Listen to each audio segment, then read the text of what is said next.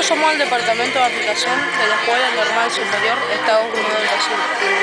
Y estamos trabajando en un proyecto que se llama Huellas en el Tiempo. Este es el stand del Club Guaraní Antonio Franco. El club nació el 12 de junio de 1932 por sugerencia de Antonio Franco y por sugerencia de Ruiz. El club se llamó Partido Guaraní en homenaje a los aborígenes autóctonos de Misiones.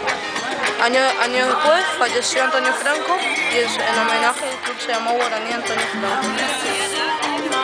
El 15 de septiembre, poco después después de que falleció Antonio Franco, en la presidencia estuvo Nenito Fernández de Oliveira.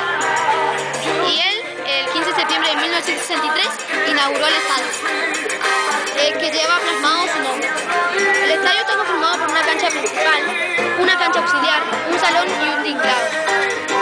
Y que actualmente algunas escuelas lo usan para hacer sus actividades físicas y también para actos culturales, sociales y artísticos. Poco después de su fundación, con tan solamente 10 pesos, como derechos se inscribieron en la Liga Posadeña. Su primer rival fue Racing de Posada. Ese partido jugaron muchos buenos jugadores como Kenneth Romero, Félix Tau y otros jugadores. Después, en el año 1981, jugaron contra Mitre de Córdoba.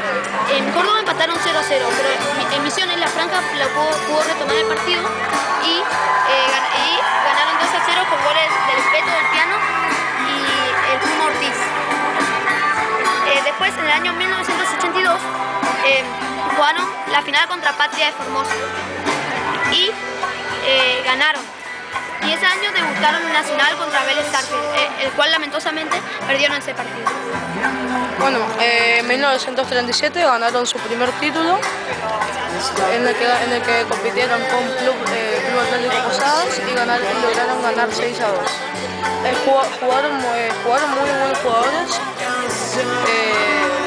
con Guaraní y salieron ganando.